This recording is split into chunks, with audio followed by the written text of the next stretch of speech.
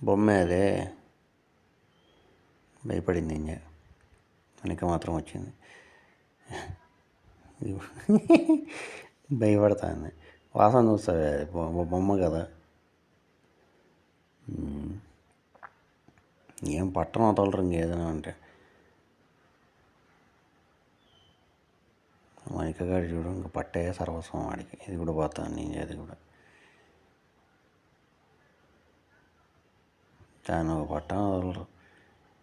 వెళ్ళిపోతావే Manika.